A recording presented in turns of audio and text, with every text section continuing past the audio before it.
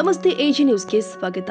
ಧಾರವಾಡ ಜಿಲ್ಲೆ ಹುಬ್ಬಳ್ಳಿಯಲ್ಲಿ ಅತಿಯಾದ ಮಳೆಯಿಂದ ಬೆಣ್ಣೆಹಳ್ಳ ಪ್ರವಾಹ ಉಂಟಾಗಿ ನಲುಗಿರುವ ರೈತರಿಗೆ ತಕ್ಷಣ ಪರಿಹಾರ ಒದಗಿಸಬೇಕು ಅಂತ ರತ್ನ ಭಾರತ ರೈತ ಸಮಾಜದ ವತಿಯಿಂದ ಮುಖ್ಯಮಂತ್ರಿ ಸಿದ್ದರಾಮಯ್ಯ ಅವರಿಗೆ ಮನವಿ ಸಲ್ಲಿಸಲಾಗಿದೆ.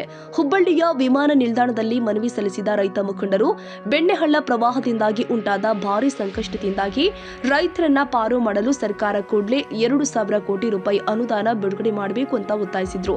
ಜೊತೆಗೆ ಹಿಂಗಾರು ಹಾಗೂ ಮುಂಗಾರು ಬೆಳೆ ವಿಮೆ ತಕ್ಷಣ ಬಿಡುಗಡೆ ಮಾಡಬೇಕು ಅಂತ ಮನವಿಯಲ್ಲಿ ಆಗ್ರಹ ಮಾಡಲಾಗಿದೆ.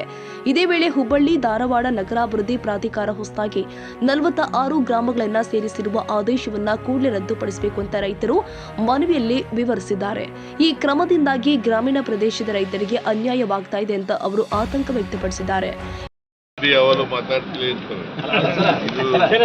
ಆಗ್ಬೇಕಾದ್ರೂ 200 ಕೋಟಿ ಇದು ಭಾರಿ ಹೋರಾಟ ಮಾಡಿದ್ದಾರೆ. ಹೋರಾಟ ಸರ್ ಬೆಣ್ಣೆಹಳ್ಳ ಸರ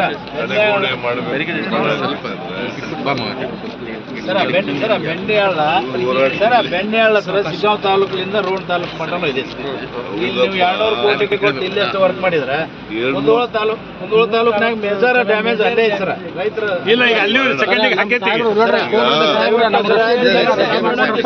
ನಾವು ಒಂದು ಪ್ರಾಜೆಕ್ಟ್ ಕಳಿಸಿ ಇದೆಲ್ಲ DPR ಎಲ್ಲ ಮಾಡಿ ಪ್ರಾಜೆಕ್ಟ್ 1,600 ಕೋಟಿ ರೂಪಾಯಿ.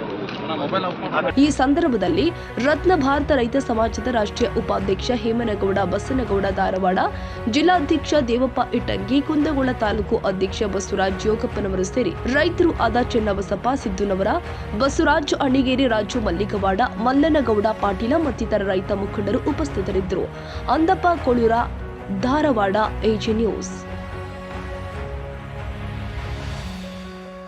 ಕನ್ನಡಿಗರ ಮೆಚ್ಚಿನ ನಿಮ್ಮ ಎಜೆ 24/7 ನ್ಯೂಸ್ ಕನ್ನಡ ವಾಹಿನಿ ಇದೀಗ ಟಿವಿಯಲ್ಲಿ ಲಭ್ಯ.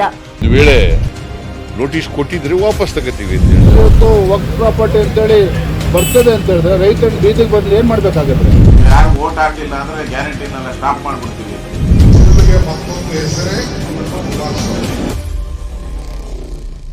ಕರ್ನಾಟಕ ಮತ್ತು ದೇಶ ವಿದೇಶ 360 ಡಿಗ್ರಿ ಸುದ್ದಿ ಹಾಗೂ ಉತ್ತರ ಕರ್ನಾಟಕ, ಬೆಳಗಾವಿ, ಬಾಗಲಕೋಟೆ, ಧಾರವಾಡ, ಹಾವೇರಿ, ಗದಗ, ಬಿಜಾಪುರ ಜಿಲ್ಲೆಯ ಕ್ಷಣ ಕ್ಷಣದ ವಿವರವನ್ನ ಪಡೆಯುವುದಕ್ಕೆ ಎಜೆ 24/7 ನ್ಯೂಸ್ ಕನ್ನಡ ವಾಹಿನಿಯನ್ನ ಲೈಕ್ ಮಾಡಿ, ವಿಡಿಯೋಗಳನ್ನ ಶೇರ್ ಮಾಡಿ, ಕಮೆಂಟ್ ಮಾಡುವ ಮೂಲಕ ನಮ್ಮ ವಾಹಿನಿಗೆ ಸಹಕಾರ ನೀಡಿ ಮತ್ತು ಚಾನೆಲ್ ಅನ್ನ ಸಬ್ಸ್ಕ್ರೈಬ್ ಮಾಡಿ. ಧನ್ಯವಾದಗಳು.